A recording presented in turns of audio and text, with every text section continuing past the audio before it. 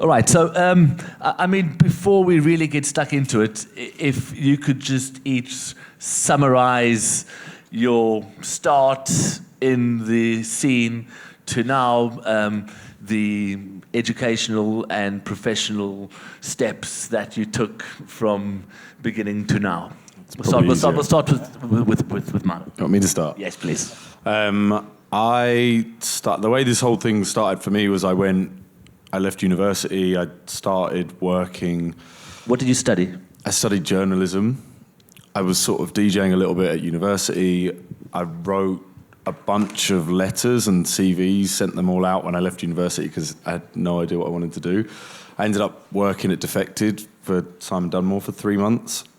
During that time, had also sent something to Nic, because we're from the same town, who then sort of called me and wanted me to come in and produce your radio show. I think it was the radio show, and I needed like an intern at the time. I think I was like 21. Yeah. 21. So it was about 9 years ago. And then that just sort of started the whole process and the whole relationship from there. And went from producing the radio show to traveling together for 2 years. Yeah, we moved to the States actually for the first part. Yeah. Because we were, at the time when it was like 2009. And I wanted to concentrate on staying in America a bit more. So I moved the family to LA, and Milo was like, yeah, I'll come with you, because he had an American passport. We lasted a few months there, and then we came back to the UK because it just didn't quite work out with the travelling with the family and stuff. So yeah, and then I sort of went from tour managing and then moved into a management role, and then we ended up working together in that sense.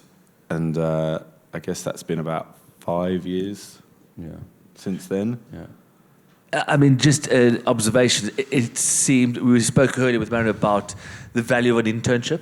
Is that something you would recommend to anybody that is aspiring to get into the game? Do you think it's relevant still? I think it's really important. I think you need to understand how the business works and understand how, who the people are and what goes on behind the scenes. And in order to do that, internships I think are really valuable. I had an internship at Absolute Radio. I did an internship at something else, which was, I think at the time they were producing Pete's show on the BBC. I think when I was 16, I did some like hospital radio internship, or maybe even younger. Defected, and then this kind of started as an internship, and we went from there. So I think I gained a lot of experience and gained a lot of knowledge and met a lot of people through internships. So I think they're definitely really important and really relevant, especially when you're coming in at such a young age and trying to work out where you fit in the business and what you want to do. And it seems your professional career has been very closely aligned with Nic's. Correct. That is a personal relationship that you have grown together with and you've maintained. I mean, which is probably an anomaly or pretty unique in the sphere. I think so. Sincere, and I think it definitely has its value. Nic, what about your journey? I mean, obviously, artistically, it's different to as a manager, but where did it start? Again, the internship thing we were talking about, I worked in a record shop for 2 years for nothing. I would get like, I don't know, £50 a week, but I'd spend £100 a week on records. So basically, I was broke the whole time. But it really made me understand everything about music. I was selling drum and bass, I was selling house, I was selling techno, I was selling deep house. So at the time, like my biggest influence was like Laurent Garnier, and he was the one that was always playing everything across the board. So I really got that value from working in a record shop. And then also, again, contacts. The distributors would come in and sell us the records. You'd be talking to the promo companies, you'd be talking to people that come in and selling tape packs, you'd be talking to promoters, to DJs. So, the value of working closely in the community was probably the thing that helped me the most. It was then all the way to finding the local promoter in the town, and, Serge at the time was running a club class at Atomics, and he was the one that I was giving tapes to. It wasn't obviously USB sticks then, it was tapes. So, so that's kind of the starting point for me, that was. Going one step back, I mean, what really inspired you to get into music in the first place? Was it about going out? Was it a particular You know what, family member? I wasn't a dance music fan when I was younger. I was into like bands like the Happy Mondays, the Stone Roses, Oasis, and then someone got me hooked on Daft Punk, and then I kind of went Underworld, Chemical Brothers, which was on the electronic side of bands, and then I discovered people like Sasha and Digweed, Paul Oakenfold, Laurent Garnier, Carl Cox, and I was like, wow, I'm really, really into this sort of music. And then I discovered the local club, which was called Club Class. I used to go and watch every DJ every week, everyone. From Tongy all the way to Coxie and then I just got really drawn into it. And then I found this local record shop. And kind of my mentor was a guy called Rob Cockerton who ran this shop, who we're still really good friends with today. And he was the one that taught me how to DJ, how to sort of, find records. He used to take me record shopping in London on a Friday, which was like the thing to do at the time. Go to Berwick Street, go to Uptown, go to all these amazing record stores, because the music now is very easy to access, but back then it was like there'd be 10 white labels dropped at a certain record shop, so you would have to be there at that time. And then that was the power of your set, if you had that particular record that no one had. And yeah, that was kind of the beginnings for me, that era. What about Maidstone? I mean, it's been influential in both your professional careers. What is it? Is it just that you were in that place at the right time, or was there something more that it gave to you? I mean, there's definitely something special going on there. Well, you've got to understand, in the early 90s, a lot of the raves were held outside the M25, and a lot of them were in Kent, like World Dance and Lidwater Sports Centre, and it was like a lot of illegal raves were going on. And Maidstone did have a really good rave culture. And then that just produced it to the clubs and so on and so on. I think we actually had the longest drum and bass weekly event. Pure Science. Before Fabric opened. So we had like a really strong drum and bass scene and garage scene. But then we had so much talent from the area. There's people like John Digweed, Danny Howes, obviously Pete Tong, from Gravesend, which is all in that catchment area, Mark Knight. And yeah, I don't know, it's still got a really healthy club scene there as well. Maybe it's like, so boring. People just want to play music. Yeah, I think it's 220,000 people or something. It's small, but even when the last year of the festival was 30,000 people there. Yeah, we did. 30. In a town with 220,000 is not bad, And at what point did you see? Did you see that leap, that jump, that shift from being a guy working in a record store and with a passion for buying records and spitting them together to actually making a living and seeing, this is where I'm going to go? Yeah, I think, there's a lot of steps that went along the way. I think the first person I met was Charlie Chester, who helped me. He was, at the time, he was working closely with Circa Loca, wasn't he, back in the day at DC-10. Then it was a guy called Seb Fontaine and his wife, Vanessa, that picked me up for their agency Type.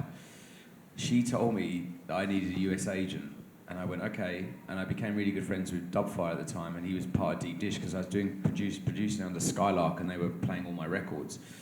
So I went to him and he said, yeah, we'll only do this for the world. So I had to go back to Vanessa and say, look, Deep Dish want me to join their agency for the world. So sadly, I didn't work with Seb anymore and stuff like that. And I kind of felt when I joined Bullet and being with Deep Dish and travelling the world, because a lot of the UK DJs were staying in the UK at the time. There was like this big circuit and touring circuit, like Fergie and Seb and people like that. But Deep Dish took me to America, to South America, to Greece, to Italy. So I never was one of them DJs that really played in the UK as much as the other ones. I was playing more international. So I have a lot to thank Ali and Sharam and Arash for, because they really made me international. I remember coming to play for you guys in the early 2000s when they had the Pasha residency. And yeah, but I think my first Essential Mix, I think that is the moment when when Pete gave me my first Essential Mix. I think that's when you kind of go, I think I can do something with this. And at which stage did you start producing? I mean, was it something that was self-taught? Is it something that you had to immerse yourself into to get it? Were you collaborating with? I have to thank Rob Cockerton again, because he introduced me to a guy called Andy Chatterley in Greenwich in London. And it was one of them sessions. It was like, we're talking like 2001 or no, maybe even earlier. and it was all hardware based. You know, you had to you gave your £250 or whatever it was for the day, and you had to do your record in one day, because someone would come in the next day and the desk would be reset. It was never like you could just keep it on the computer or anything like that. And I worked with him for nearly 13 years. We did everything together. He taught me how to produce. He taught me everything. You know, we were doing Skylark and Buick Project productions together, and obviously we ended up getting the Grammy nomination with the Buick Project and remixing T. Schwartz. And yeah, I have a lot to thank him for. But I learned the ghetto way. I didn't learn like going to university. I didn't learn, like my brother spent 5 years at university studying music and everything like that. But I kind of came from the sort of, you know, the self-taught way. Milo, how involved were you in these earlier stages? Let's say from the record store to the studio, to the Essential Mix, to Bullet in America. Did you have a defined role in those early days? A lot of that stuff came actually before we even met. But there's like a weird story about the record store. When I used to hang out there. My uncle was like big into techno, and he used to take me there, and I used to sort of hang out in that record store while Nic was working there. And I think I was about 10, and you were about 20. And I used to sit on the counter, and my uncle used to sort of hang out there. But a lot of those early days stuff sort of happened before I got involved. I think it was about sort of 9 years ago that we first started working together and everything. So. Obviously, Carl Cox has been someone that you've been closely aligned with and has had an influence on you creatively and professionally. Where did that relationship come about, and you know, what is it that really forged it? Okay, so like I said, back in Maidstone, we had this club called Club Class, and he was playing, and I was just in the booth, I think, and we had this huge power cut, and the whole street went down, and I just started talking to him why all the sound was off and stuff like that. And I remember someone put a knife in the fuse box and managed to get the monitors to work. So everyone, you got 2,000 people just dancing off a set of monitors like this. Like, it was just insane. And then all of a sudden the power kicked in, and it was probably one of the most special moments I've ever been in a club. Everything just kicked in and everyone just went crazy. So our relationship started from that conversation at that moment, because we were there together. And then I didn't really see him for a while, because that was when I wasn't really DJing. I was sort of like more sort of going to the clubs and hanging out. And then we bumped into each other in Space in 2003 or 2004. And I was resident for Darren Home. I think it was Home at the time. And We Love Sundays. It was called Home. To start with. 1999 was. 99, sorry. Okay. And then I was resident there for 5 or 6 years, and then I decided just to leave at the start of the season. I'd been booked for the whole season, and I don't know what happened. I can't even remember, and I just left. I didn't. And then Carl rang me up and said, "Do you want to come and play for me at Space?" And I was like, "Yeah, I'd love to." So from about 2008 or 9, I played for him 3 times a season. And that's where we formed a really strong relationship with the back-to-backs, and we ended up, you know, closing the Space Terrace down every summer. And then obviously to the closing of Space, I think 2016, where it was funny because we were meant to play from 6 till 10 back-to-back in the morning. And I said, okay, at 10 o'clock I went to him and said, that was amazing. You know, for me, being from the other side, watching you play on the dance floor, to me playing back-to-back with you closing Space, you can imagine how I felt. It was just, he just grabbed my arm and said, no, we're going to close this club together. So we ended up playing the next 2 hours together. Wow. And it was just, you know, it's inspiring in the sense that, you know, you can go from being like, you know, on the floor to closing down probably the Studio 54 of our generation. Yeah, sure. America, I mean, you committed to America pretty early on when it happened. Was that a conscious decision, and what inspired you, what drove you to make that commitment, and where do you see it now? I think what inspired me was, there was a CD compilation called Global Underground.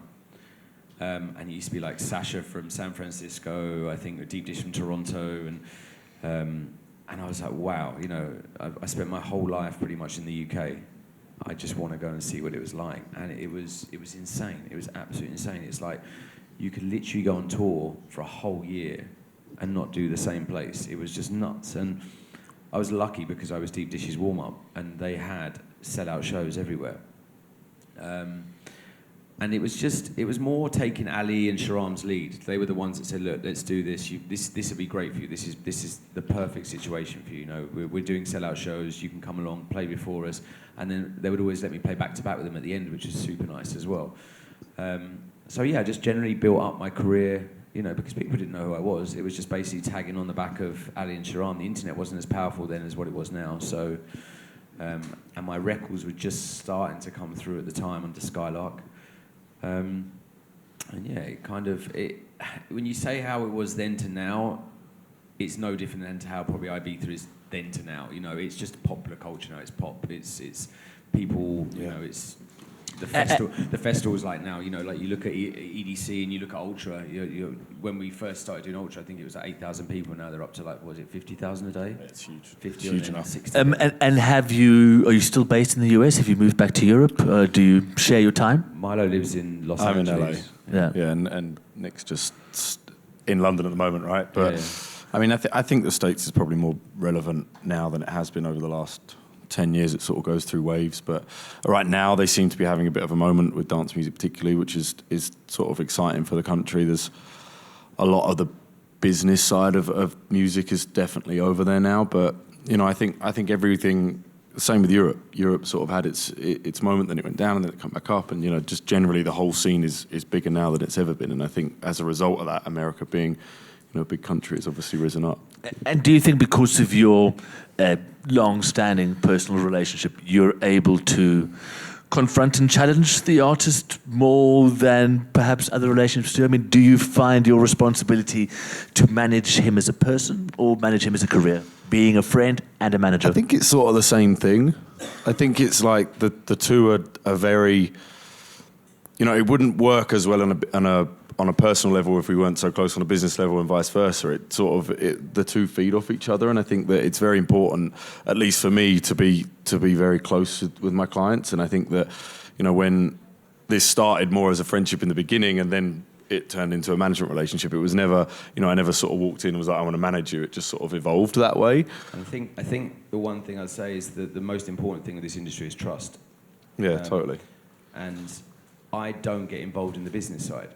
So we're never going to confront each other on the business side because I don't want to know about it. Like, I don't want to know what's going on, as long as we're kind of making the decisions in the sense of everything's going well and I'm happy. And, you know, we you know, in the last 10 years, we've had arguments, but we within 10 minutes, they're done.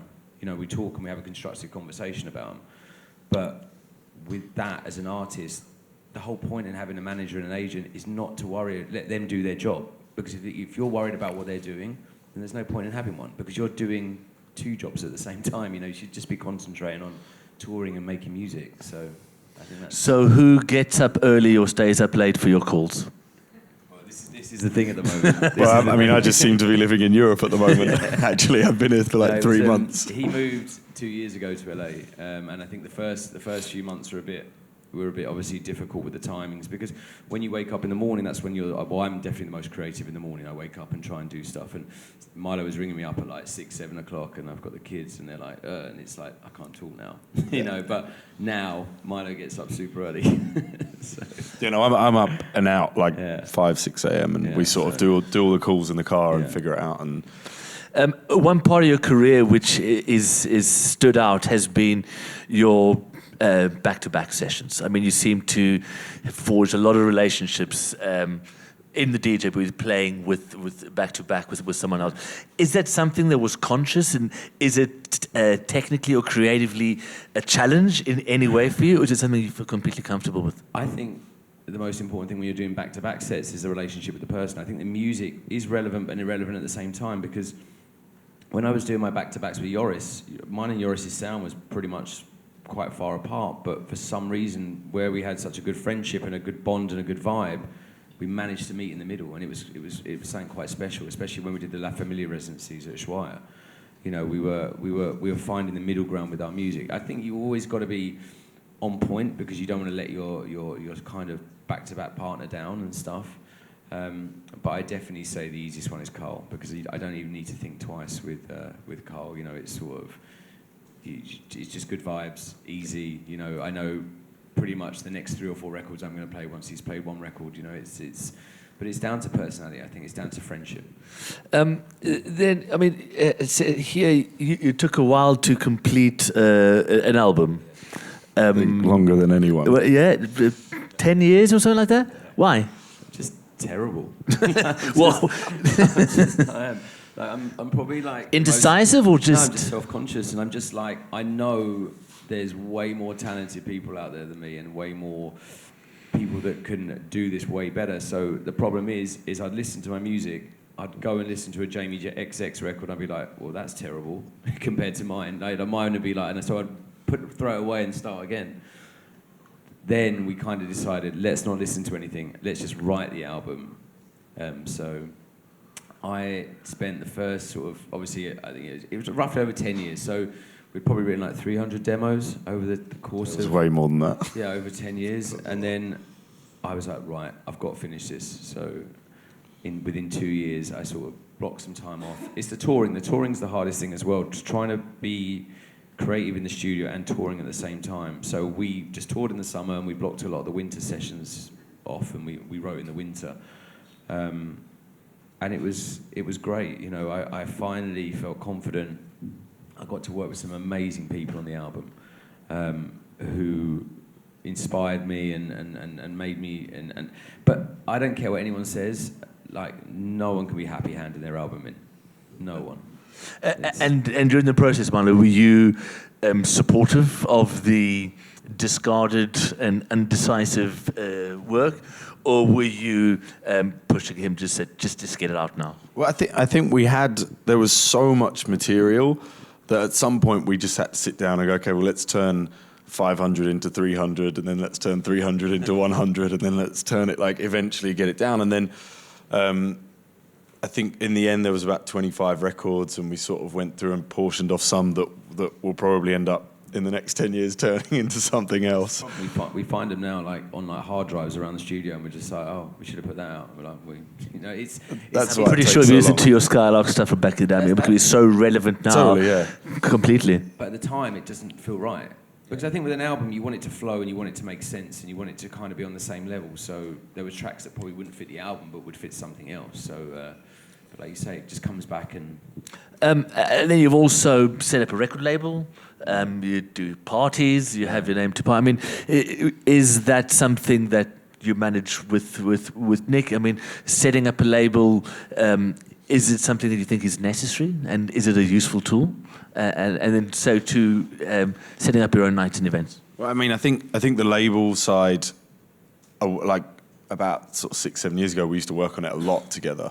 You know, we used to do a lot of the A&R together, and we used to run a lot of the business side of it together. But I definitely have took a bit more of a backseat in that, and you sort of handle most of the creative side of it.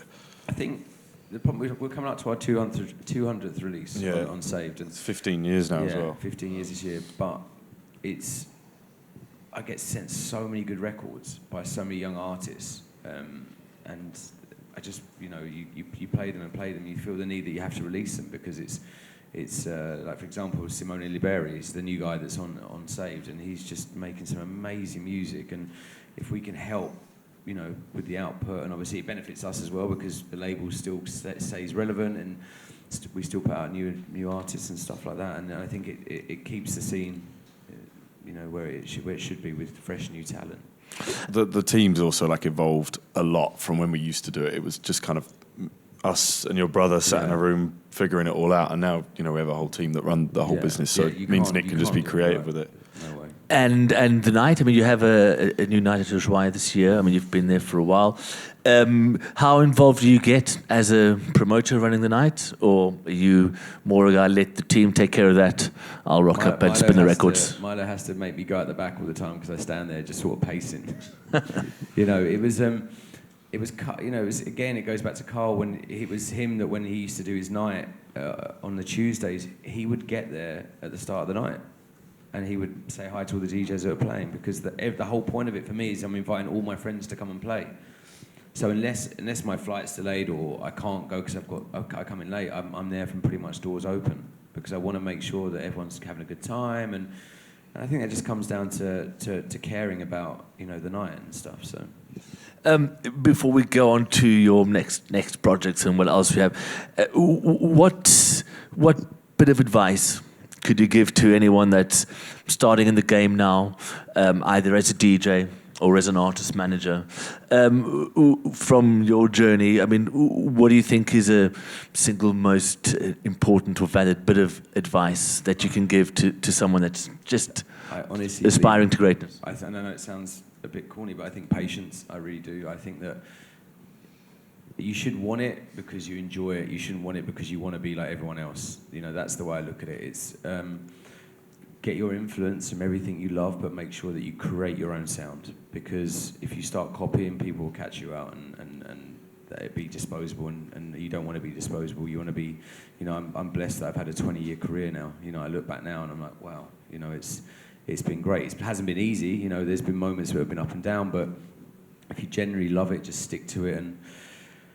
And the other thing as well, and I know I hate to say it, it's just pestering. You can't pester too much because people get, that's the thing, isn't it? It's like you don't send, if you're making music, don't send 30 records, or don't just send like the one record you want that person to hear, or the one record that you want that label to hear, or the mixtape that you want them to hear. It gets so exhausting when, and it's not like a disrespectful thing. It just gets exhausting when you have so much music thrown at you, but you can't. It's hard to process. It's hard to process. So, I definitely think to patience. I think just enjoy it, and then if it's meant to be, it's meant to be. This industry isn't. It was never designed to be a job, was it? Originally, it was designed just to be a hobby. Yeah.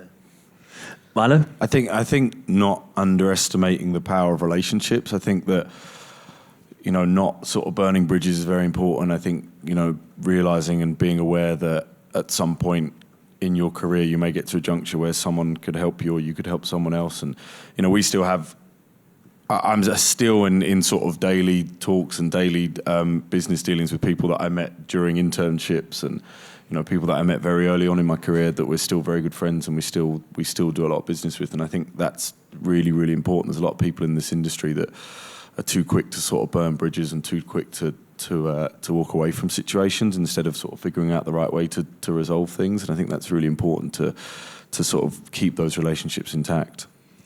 Well, obviously the technology in performing and producing has evolved since you started. You've had to shift. Currently, what do you use for your performance, and where do you see it going? And if so, is it for the better or for the worse? Well, I was always the last person on technology because I was like, I didn't want to give up my records. And I gave up my records because I was touring one time in South America and I landed somewhere and then the records didn't turn up for about 6 weeks. I was like, fuck this, I can't do this anymore. Then I went to CDs. And then Mark Knight, I remember saying to me, oh, you've got to get on USBs now. I was like, look, I've just gone to CDs. Chill out. But now I use Traktor. So I've worked with Native Instruments really closely for the last, 12 years? 13 years, yeah.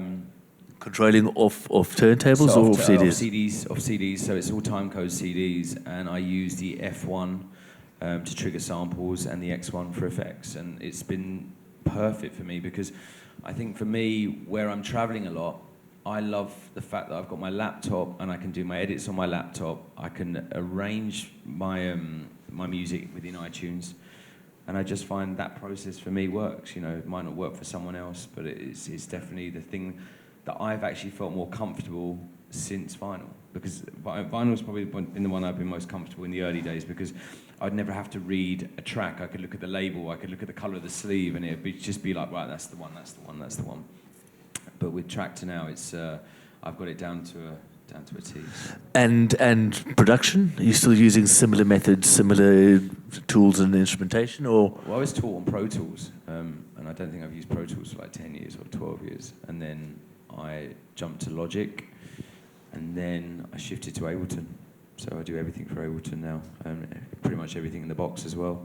I've got a little bit of hardware, but I just think the majority of the time when I'm on planes and stuff, it's just all internal VSTs and Ableton. And the thing I love about Ableton, I'm quite I'm not impatient, but I want to get things done fast. Yeah. And with Ableton, it's such a quick process. Like you can chop samples up, you can just throw stuff in, and especially for edits as well. When you've got a gig and you've got like a spare half an hour, you can just bash an edit out straight away. So yeah. Milo, fax, email, telephone calls. Telephone as much as possible. I think there's a lot of reliance on emails now, obviously, which is super important. But I kind of hate emails. I'd much rather talk to someone or see them if I can. But I haven't been sending faxes for a long time now. Ravens. Only to you. So, any big plans going forward? I mean, do you still have to map out a strategy for the next year, 2 years, 5 years? Yeah, and I think that's important with something we sort of do subconsciously, like every day together. You've got to have goals, haven't you? Like, doesn't, you know, if we always say that we have to have ideas as well. Like, we might throw 50 ideas out and, 49 of them be shit, but that one idea would be the one idea that you go on and produce the Ushuaia residency, so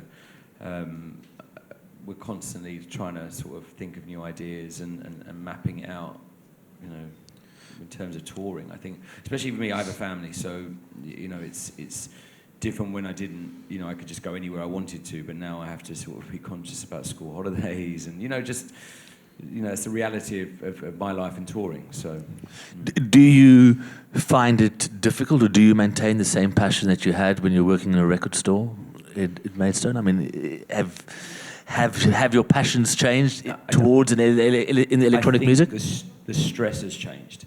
I think there was no stress in the early days, because all you wanted to do was find new music, play at a house party, play in a warehouse, play anywhere. You just didn't care. Now it's like, oh, you have to do this, you have to do that, you have to do this, you have to... And it's like, I still love, the minute I start playing, I love it as much as I did. I think some of the other parts kind of just drain me a little bit, and... There's a lot more pressure. The distractions and things like that, it's... I'm never going to complain about it, but, you could, you get up, you go to the airport, and your flight's 10 hours delayed, and you miss your show, and you miss the next one, you miss the next... it's just things like that it just plays on your mind a lot, and I hate missing gigs as well, and that's like my worst thing, and that will like probably screw me over for a few months thinking about it. Sure, and maintaining a family life, I can imagine, is a different stress or consideration that one probably had. No, of course, we've... it's the nightlife industry, and it's not the easiest to hold down a family and that when you're working late nights and stuff, and luckily for me I've got a partner and that understands what I do, and I'm super lucky. So any tangible projects that you can share with us in the next few months? Anything exciting on the horizon that you can debut right here? I think, for starters, Milo has to go home because he's been stuck in Ibiza for 4 months with this residency. I'm going home tomorrow. But I am actually starting another album. So... it will see you in a decade then. Yeah, so it's actually... This one's going to be a lot quicker, we hope. It's the first time we kind of talked about it. I started writing it in February and March, and then obviously I as soon as the summer starts, I just switched off, and then back in October, back in the studio, and try and see if it doesn't take me I think with all that material that you have and completed, a good scour through that, and you're halfway done. I think we both learnt a lot from the first process anyway, so I think that we understand a little bit more what you need in order to get it done, and I think I actually do believe in the process of writing an album quickly. I really do. I didn't obviously take that the first time round, but now I understand, because if you do it and you just get it done and it's all done at the same process and the same time, and you're using the same sounds and things like that, then that makes sense. If you're doing one track one year and one track the next year and one track the year after, it's all going to sound completely out of... And when you have it completed and you listen to it, would you listen to it as you would be A&Ring your own record label? Usually in the car, right? The car test. I always do the car Yeah. test. It's always the old car. school with it. It's always the car test. Cassette in the car? I've still got my NS10s, which everyone who produces NS10s are like. pretty good reference speakers, but if they sound good through them, because they're quite crappy as well, if they sound good through them, they sound good through anything. And then obviously the car test, so I'd sit in the car, just drive around and make little notes, and it's still quite nerdy. Perfect. Yeah. I think we're running low on time. I'm pretty sure you guys need to prepare your music for tonight. If anybody has any questions or anything they want to share, now'll be a good time. Yes, Inda. Yeah, I remember when you released the album, you obviously had a merchandise strategy alongside it as well, where you had the Mark Jack Burton partnership, I think it was. Yeah. Can you tell us a bit about that and where, who came up with it, what was the kind of thinking? Oh, with the collaboration of the clothes. Yeah. So basically, the artwork that I found was from an Austrian artist, wasn't it? You know the heart, the symbol, the heart symbol. Well, it was a sculpture. Do you remember? It was a sculpture made of diamonds. And we bought the rights for it because I was obsessed with this picture. I was like, it's got to be the album cover. Then Milo introduced me to Mark Burton, who was a clothes designer, and we decided to do the collaboration around the launch of the album, and we've gone on to do 3 collections together. And luckily, it's funny because that's a project that's like a passion project. It was never intended to do be a business, but it's gone on to do well. Thank you. Any other questions? Anyone else? Big butt? Sorry. Well, chaps, thank you so much for your time. I'm sure you rushed straight here, and your insights, and look forward to seeing you on the dance floor tonight. And thank you all as well for attending. I hope you've managed to get something resourceful and insightful, and we'll probably see you later on at the El Road Bash. Thank you. Thank you. Thanks, guys. See you next time.